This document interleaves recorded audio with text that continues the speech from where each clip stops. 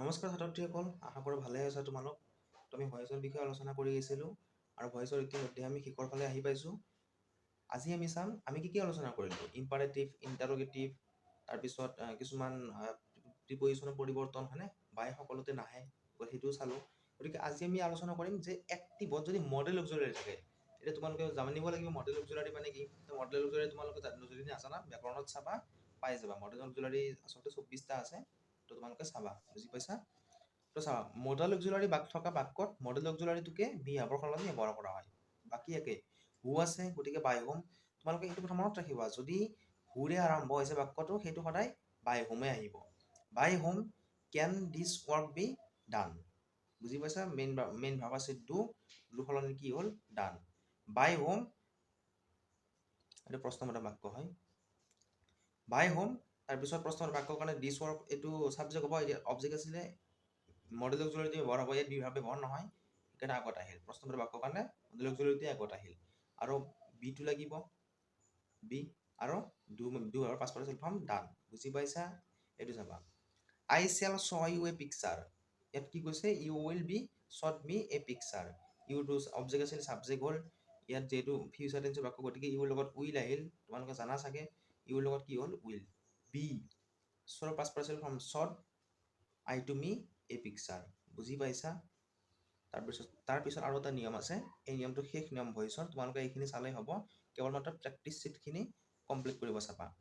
কিছুমান বাক্যত কি হয় যে অবজেক্টটো উজ্জ্বল হৈ থাকে, অবজেক্টটো দিয়া নাথাকে, তুমি অবজেক্টটো নিজে বিচাৰিব লাগিব। আমি ইতিমধ্যে যিমানবিলাক ভইচ কৰিলোঁ, তাত আমি ক'ৰবাত দুটাকৈ অবজেক্ট পালোঁ, ক'ৰবাত এটা অবজেক্ট পালোঁ। বুজি পাইছানে। তো কিছুমান বাক্যত কি হ'ব, অবজেক্ট দিয়াই নাথাকে তোমাক, তো তুমি নিজে বিচাৰিব লাগিব অবজেক্টটো।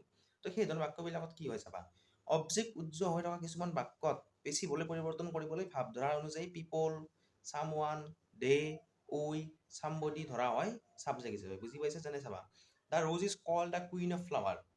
কি কোৱা হয় যে গোলাপ ফুলৰ ৰাণী বুলি কোৱা হয়, কিন্তু কয় কোনে, কোনোবাইতো ক'ব লাগিব। তো কি কাৰণে কি ধৰিলোঁ আমি পিপল। ইয়াত চামৱান কোনোবাইতো নিমিলে। দে সিহঁতে, কেৱল সিহঁতে নেকি। উই আমি, কেৱল আমিয়ে কওঁনে।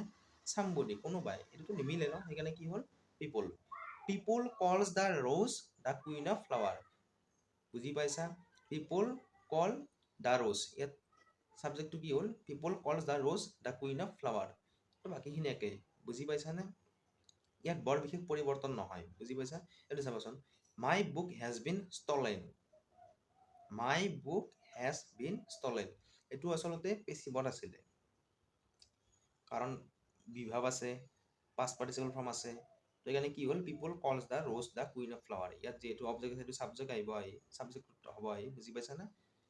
তো চাবা, মাই বুক হেজ বিন ষ্টলেন, কি হ'ল, ইয়াত কোনোবাই চুৰ কৰিলে, মোৰ কিতাপখন চুৰি হ'ল, কিন্তু কোনে কৰিলে, চামৱান হেজ ষ্টলেন মাই বুক। এইটো চাবা, এইটো প্ৰেজেণ্ট পাৰফেক্টৰ বাক্য। হেজ আছে, বিন আছে, ষ্টলেন আছে, মানে কি হত আছে, এইটো পেছিভত আছে। চামৱান হেজ ষ্টলেন মাই বুক, এইটো এক্টিভত নিব লাগিলে আমি কি প্ৰেজেণ্ট পাৰফেক্টত লিখিব লাগিব, ছাবজেক্ট হেভ বা হেজৰ হেজ, ষ্টলেন মাই বুক। বুজি পাইছা। তো তোমালোকে প্ৰেক্টিচ ছেটখন কমপ্লিট কৰিব চাবা। বাকীখিনি কিবা অসুবিধা থাকিলে মোক সুধিবা। যদি ভিডিঅ'টো ভাল পাইছা লাইক কৰিবা। আমি ভইচ ইমানতে সামৰণি মাৰিলোঁ। আমি দ্বিতীয় আৰু কিবা গ্ৰামাৰৰ আৰম্ভ কৰিম। তোমালোকে ভিডিঅ'বোৰ চাই যদি ভাল পাইছা লাইক কৰিবা, চেনেলটি ছাবস্ক্ৰাইব কৰিবলৈ নাপাহৰিবা। প্ৰেক্টিচ ছেটকেইখন তোমালোকে ডেছক্ৰিপশ্যনৰ পৰা ডাউনলোড কৰিব পাৰিবা।